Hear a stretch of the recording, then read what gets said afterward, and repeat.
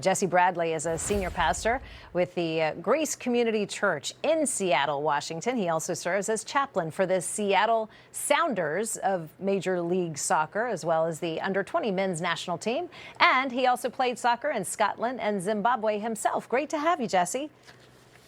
Shannon, so glad to be with you. So exciting what's happening right now for our World Cup team. Yeah, and what's happening really across the country. Let's talk about the controversy, though. Just moments ago, FIFA dismissed Belgium's appeal over Balogun and that red card suspension. The appeals committee rendered the request submitted by the Royal Belgian Football Association as, quote, inadmissible on the grounds that it's not a party to the proceedings and as such has no standing on the appeal decision. Your reaction?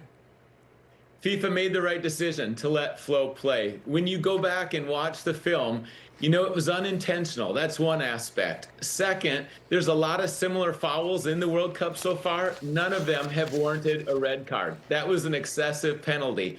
Then even procedurally, the referee went over and looked at some still shots in slow motion, which wasn't supposed to happen. So it took FIFA a while to get there. I think it would have helped Belgium if it would have decided sooner, but let's get it right at the end, and that's what's happening. He's been our best player, our leading scorer, so it's definitely a boost for our team right now.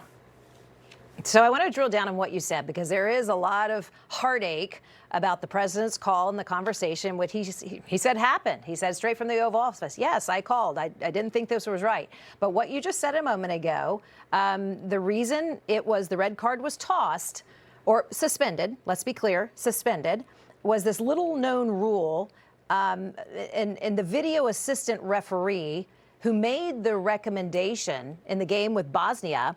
It was based on slow motion and still reviews.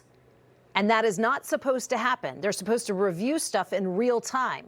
So the lawyers got involved in the last couple days, and that's how this thing started getting traction. And it's also important to know, I think it's fair to bring up the Portugal's Cristiano Ronaldo. He earned that red card, a 3-match suspension ahead of the World Cup. And then FIFA said, hey, we're going to pause that for him so he can play in the World Cup. We'll worry about the second and third game suspensions down the road over the next year. But, you know, we can't do without Cristiano Ronaldo, right? So for folks who are upset about FIFA's decision, it's not like, you know, the president's phone call was the reason this happened. It could have had something to do with the review. But at the end of the day, the lawyers saw that they didn't abide by their own rules and regulations.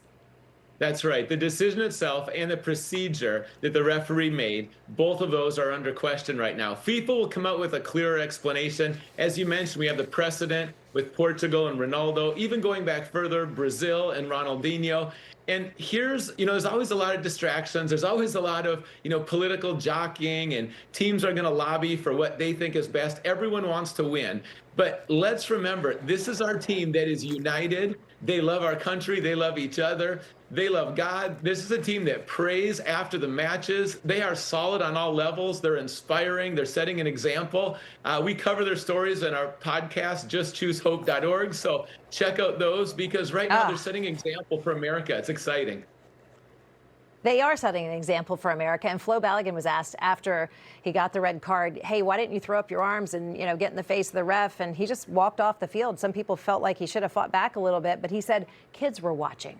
Kids in this nation and around the world were watching my behavior. I loved that. I loved it. What did you think?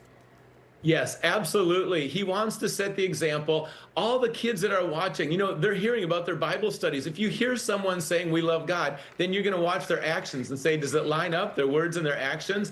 And this generation is bold in their faith. And that's what we see with Flo, with many of the players.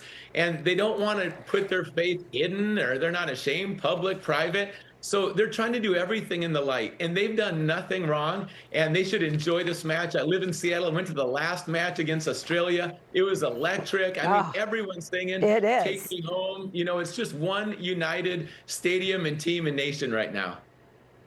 Well, before I let you go, let's look at a couple of headlines. They must really excite you. I mean, you being in the stadium, you felt it. It was electric. We could feel it through the screen. But look at these headlines. The U.S. men's soccer team, thrilling, gritty, maybe our greatest ever. And then there's another headline. Wait, is the United States good at soccer? I love that one. And then the U.S. men's soccer team is rewriting its history.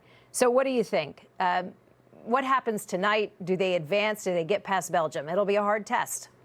Yes, this is the first time we're going up against a team where they're ranked higher than us in the world, but this has been building up in America. More kids playing soccer than ever before. The coaches are excellent at every level. Our best players are overseas in the top leagues and MLS, which has improved so much. And you put all this together, it's a cultural moment. It's a breakthrough. And I think we're seeing history tonight. I think the team is going to rise up. And each win that they bring, I keep having more and more people come to me saying, I think I like soccer. I'm watching it more. I love this team.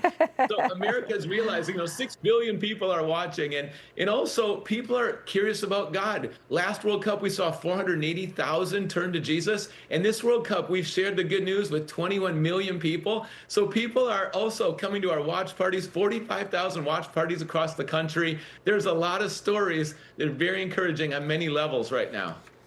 That should be the headline. That needs to be our headline tomorrow. Jesse Bradley, we appreciate you and your perspective as always. Good to see you. Shannon, thanks for covering sports and faith in that intersection so well. Have a great day. Enjoy the game.